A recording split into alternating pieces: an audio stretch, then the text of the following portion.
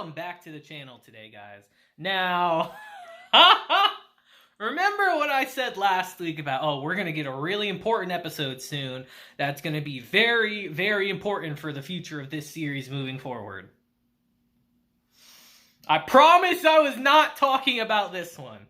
I promise I was not talking about the maids. But we had a very titillating episode this week, to say the least.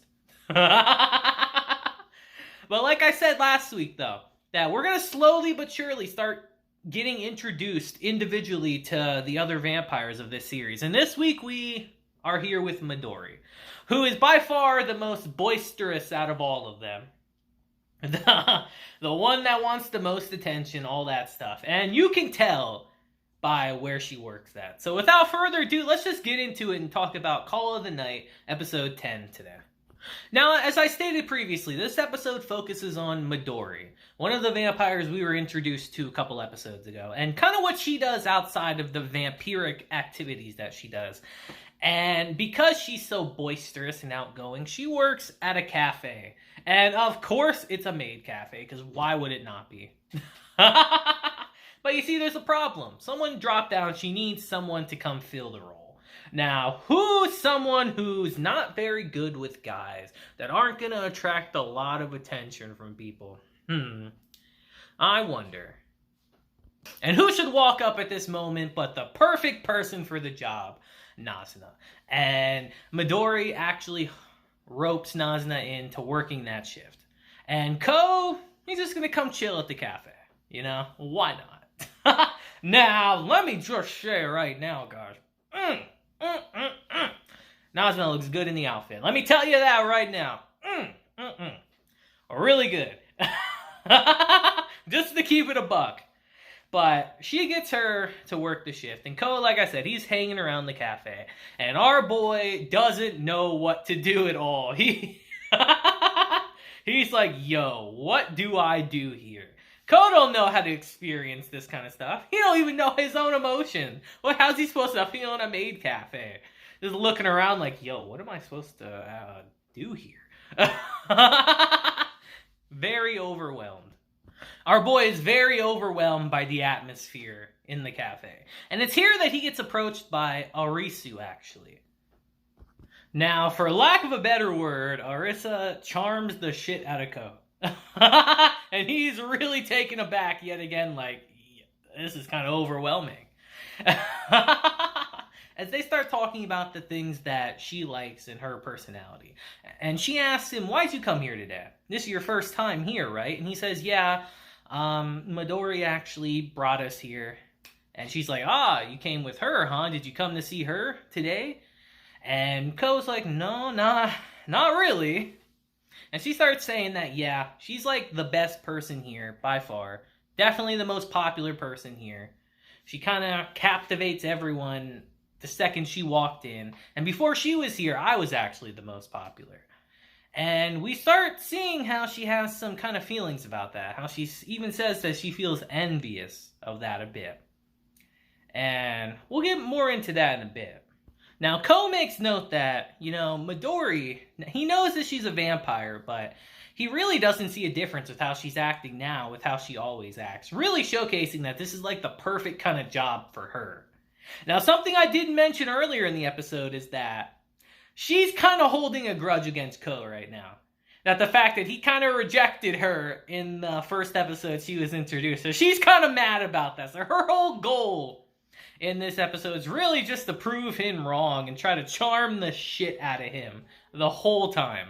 And it's here we transition to after the shift, where Midori, Ko, and Nazuna are chilling in the back room after they work their shifts. And, they're just relaxing. And Midori asks Nazuna, hey, let me take a picture of you for the site online, It'll really help business boom, which I imagine it would. Nazuna looks good. But it's here that they notice something, actually. They notice something that's kind of weird, if you really think about it. They check the site, and they see a bunch of candid shots of Arisa, actually, who works there. And they're taken allegedly without her knowing, so they're very, it's pretty weird actually if you think about it, that someone would go into the cafe and take candid shots of people. It's kind of unnerving if you think about it. And I like to see, I like that they're all looking and Ko literally zooms in on the picture and they're like, dude, what the hell are you doing? You're really zooming in on that? But Ko had a reason for doing that. He's not just a pervert. He quickly looks through them and realizes that, yeah, it's just Arisa that's in the pictures. It's no one else. So the person in question who's taking the pictures is interested in her. And Midori asks him, like, all right, we need to find this culprit. We need to figure out who this is and put a stop to this. And Ko agrees to do that. So we transition to the next day where Ko's in the changing room. He's trying to figure out what's going on. He's trying to figure out how they were doing this. Because from the angles that the pictures were at, there's only so many different ways that they could be taken. So he's trying to figure that out. And he's looking through the said pictures. And then Arisa comes in behind him and says, you know, I'm going to get really embarrassed if you keep staring at those the whole time. It's quite awkward, but it's hilarious. And she knows what Ko's doing. She knows that he's trying to help solve this situation. And Ko quickly starts thinking, like, all right, what angles could these be at? And he quickly deduces that the only way these could really be taken from the angle is outside on this balcony. So he's looking around, and I think it's hilarious as hell that at some point she's got to be like, Ko, I got to get changed for work, you know? You're kind of in the changing room right now. Can you kind of go? And Ko's like, oh shit, sorry about that. But he's out there talking with Nazuna, and he's like, and he notices a side door actually on the side. He thinks to himself, like, wait, so this door leads to the balcony, but it's clearly locked. So normal people couldn't get out here on their own. So they go outside to try to see if they can find another way up there, but there's nowhere to climb. So he actually asks Nazuna to take him up there. She's a vampire. She can make that jump pretty easily. And they get up to the balcony. And Ko starts realizing that, yeah, the pictures had to have come from this angle, but something's weird about it. He quickly deduces the fact that, you know, this door is locked. There's no way for people to have come out here unless they came out from the outside like we did. So, unless someone who has a key to this door was able to unlock it, then they had to come up like we did on the outside and jump up here. And Nazuna quickly suspects, was it Midori then the whole time? And while that's plausible, that's not really the case, you know? Ko doesn't believe that. And he tries to take some pictures from that angle himself to see if he can match up the angles of the other pictures. But because there's no one there, it's harder to take the pictures, so Nazuna actually goes in there and poses for the pictures to see if he could try to get exactly how the angle is. And he notices something that, you know, these pictures are ugly. And Nazuna is going to kill him in that instance. But he explains that, you know, getting pictures like how these pictures were is incredibly hard. Especially if they're, like, taken without the other person noticing. Because he quickly realizes that these pictures are really well taken.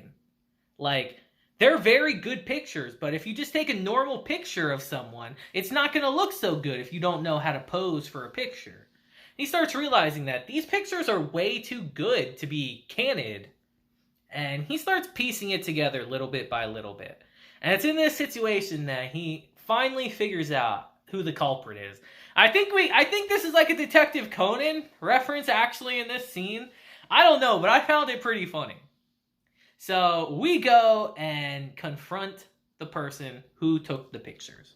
So it's here later in that shift that Midori runs in there and says, Ko, you figured out who the culprit is. And he's like, most definitely. Maybe. Possibly. 50, 60%. Well, I mean, I got a strong guess. And he's losing confidence with every answer. But he decides that, you know, I have a pretty good idea of who it is. And it's at this moment he hears someone coming in, actually. And he quickly has to hide, and he tells Nazuna to do the role that he asked her to do. So, him and Midori actually end up hiding, and Nazuna's in the room still, where Arisa actually comes in by herself.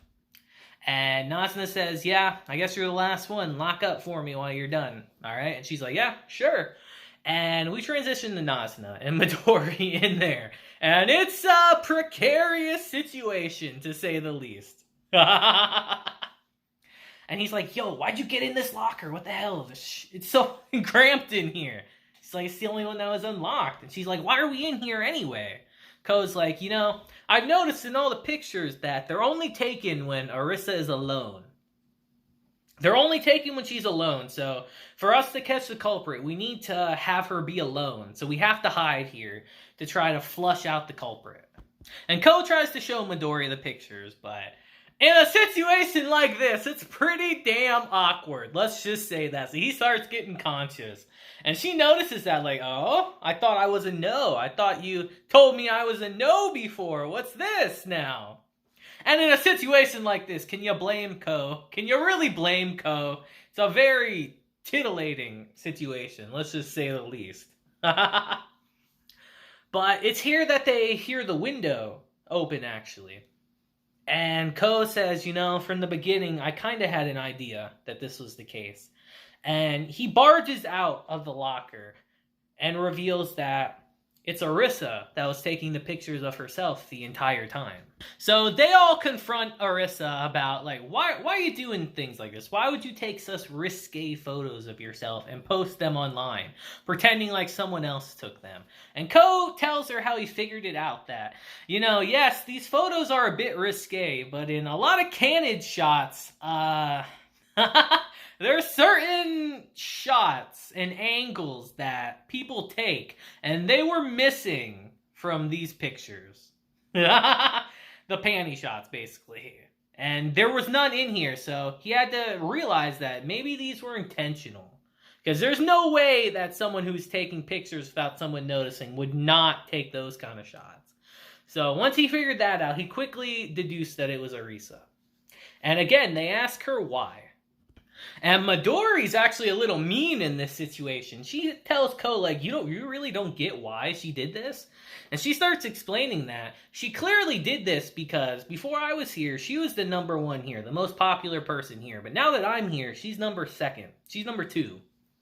And she clearly made up this Peeping Tom incident to try to satisfy her need for recognition.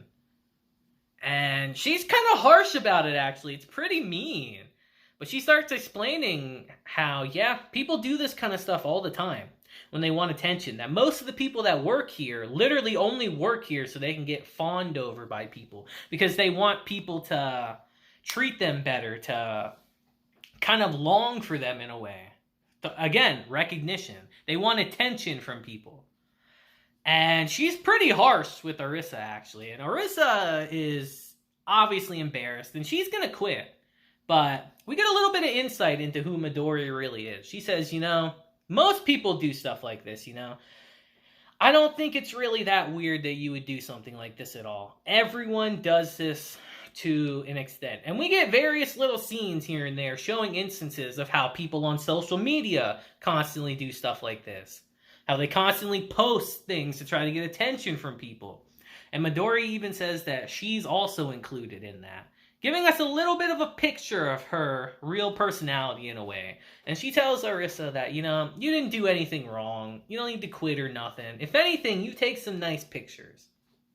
And it's here we transition to the next day, actually, where Ko's back here because Nazuna actually likes working in the cafe now. It's good pay, which I imagine it would be for a position like this. And he runs into Arisa again on her day off. She did say that she likes going to these cafes herself and seeing her favorite waitresses and all that. And she starts explaining that, I've always been obsessed with pictures, obsessed with taking pictures my whole life. I spent entire days just taking pictures nonstop to try to find the best ones. And that, I always thought I was weird for doing stuff like that. I always thought I'd be ostracized. But the fact that Midori accepted that and told me I take good pictures made me feel a lot better. And she asked Ko to take a selfie too, actually, in that instance. And it's a little awkward. Ko's like, I guess. But we get a nice picture, and that's how our episode ends today. This episode was honestly really not that important. I didn't even think we would get these chapters in this season, to be honest. I thought this would be like a season 2 kind of thing. But we got them. And MAID's for the win, I guess. Now, think of this episode as the calm before the storm, guys. Like I mentioned in my last week's episode, that there's going to be a very important character introduced soon. I know with 100% certainty that that character is introduced next week because I've seen the trailer for it. This is by far the calm before the storm. I will just give you guys that warning right now. But what do you think about this episode? You know, it's just a nice little break episode, I guess you could say. A nice little MAID episode. Why not, you know? Every show needs a bit of fluff every once in a while. So let me know what you thought of it down below. And that'll be it for today's episode, guys. You know, I'm extremely excited for next week. For that episode. Because things are going to be different from now on. But until next time, guys. I hope you have a great day, week, month, and year. And until then, deuces, and have a blessed day.